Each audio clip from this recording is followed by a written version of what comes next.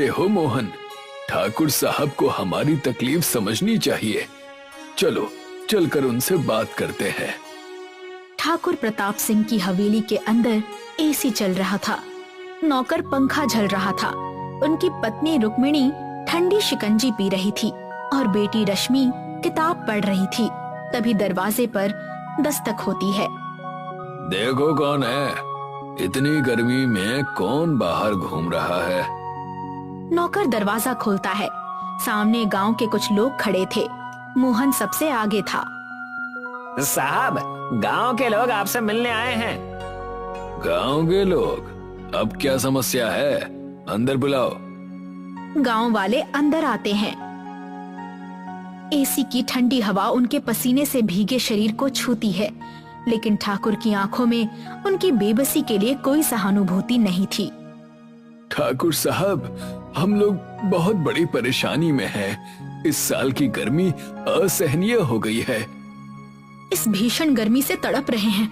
अगर कुछ पंखे या कूलर का इंतजाम हो जाए तो बहुत राहत मिलेगी। गरीबों को भी अब कूलर चाहिए? क्या मजाक कर रहे हो? ठाकुर साहब, हमें पता है कि हम गरीब हैं, लेकिन क्या इंसानियत के नाते भी आप हमारी मदद नहीं कर सकते? अरे मोहन, तुम तो हो ही मूर्ख। गरीबों की पहचान ही ये है कि वो दुख सहें। तुम सब मेहनत करने वाले लोग हो। गर्मी झेलने की आदत डाल लो। लेकिन ठाकुर साहब, हमारे घरों में बिजली भी नहीं है। बिजली? अरे तुम लोग दिन भर बस भीख मांगने आते हो। मेहनत करो, पैसा कमाओ और फिर जो चाहिए खरीदो। यहाँ मेरी हवेली में तुम्हारे लिए कोई जगह नहीं है। गांव वाले एक दूसरे की तरफ दुखी निगाहों से देखते हैं, लेकिन कोई कुछ नहीं कह पाता। मोहन की मुट्ठी कस जाती है, लेकिन वो अपनी आवाज शांत रखता है। ठीक है ठाकुर साहब, हम खुद अपनी मदद करेंगे। गांव वाले निराश और अपमानित होकर वहाँ से लौट जाते हैं। हमें पहले ही पता था कि ठाकुर कुछ नहीं करेगा। नहीं, हम हार नहीं मानेंगे। अगर हमारे पास पैसे नहीं हैं, तो क्या हुआ? हमारे पास दिमाग और मेहनत है। हम खुद इस गर्मी से बचने का तरीका निकालेंगे। गांव वाले उसे हैरानी से देखते हैं। चिलचिलाती हुई धूप में मोहन जमीन पर बैठा कुछ सोच रहा था। गांव के कुछ लोग भी आसपास बैठे थे। हमारी किस्मत में तो बस दुख ही लिखे हैं। नहीं काका, हम भी चाहें तो अपनी झोपड़ियों को ठंडा बना सकते हैं। बस देसी जुगाड़ लगाना होगा। मोहन बांस, खजूर की पत्तियां और सरकंडी इकट्ठा करने लगता है। मोहन भैया, ये क्या कर रहे हो? देख चंपा, ये जो खजूर की पत्तियां और सरकंडी है ना, इनसे मैं एक देसी कूलर बना रहा हूँ। अरे, इससे ठंडक कैसे मिलेगी? देखो, मैं इसे घर की खिड़की पर लगाऊंगा और इस पर रोज पानी डालूंगा। जब हवा इसमें से होकर आएगी तो ठंडी हो जाएगी। ये कूलर से कम नहीं होगा। गांव के कुछ लोग उत्सुकता से देखते हैं। मोहन चिक को दीवार पर लगाता है और उस पर पानी डालता है। धीरे धीरे घर के अंदर ठंडक महसूस होने लगती है। सब खुश हो जाते हैं। अरे वाह, ये तो सच में कमाल कर रहा है। मोहन छत पर चढ़कर मिट्टी और सूखी घास बिछाता है। गांव के कुछ लोग नीचे खड़े होकर देखते हैं। मोहन बेटा, ये क्या कर रहे हो? ये हमारी छत को ठंडा रखने का तरीका है। जब सूरज की किरणें पड़ती हैं, तो छत गर्म हो जाती है और घर के अंदर भी गर्मी बढ़ जाती है।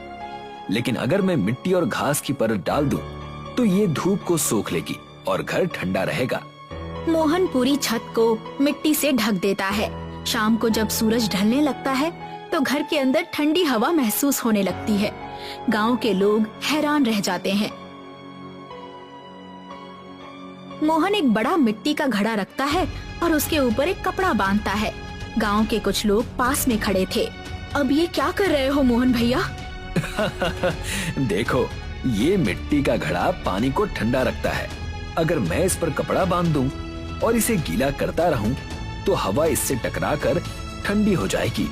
ये भी एक देसी कूलर जैसा ही काम करेगा। दोपहर का समय था। गांव के लोग पीपल के पेड़ के नीचे आकर बैठते हैं।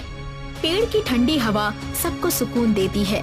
अरे वाह, यहाँ तो हमारे घरों से भी ज्यादा ठंडक है। हाँ काका, जब घर बहुत गर्म हो जाए तो हमें दिन में कुछ समय यहाँ बिताना चाहिए। इससे हम गर्मी से बच सकते हैं। मोहन के घर की खिड़कियों पर गीली चादरें टंगी हुई थीं, जिससे अंदर ठंडी हवा आ रही थी। मोहन भैया, ये गीली चादरें क्यों टंगी हैं? जब हवा इनसे होकर गुजरेगी तो ठंडी हो जाएगी। इससे घर के अंदर की गर्मी कम होगी। गांव के लोग ये तरीका अपनाने लगते हैं। धीरे धीरे पूरे गांव में ठंडक महसूस होने लगती है। गर्मी चरम पर थी। सूरज आग बरसा रहा था। हवेली के अंदर एसी और कूलर बंद हो चुके थे क्योंकि बिजली चली गई थी। ठाकुर, उनकी पत्नी रुक्मिणी और बेटी रश्मि बेचैनी से पसीने से लथपथ थे। ये बिजली भी ना पता नहीं कब आएगी। बिना एसी और कूलर के तो जीना मुश्किल हो रहा है। अंदर बैठा भी नहीं जा रहा। लगता है जैसे पूरा घर तंदूर बन गया हो। पापा, गर्मी के मारे मेरी तो तबीयत खराब हो रही है। बहुत घबराहट हो रही है।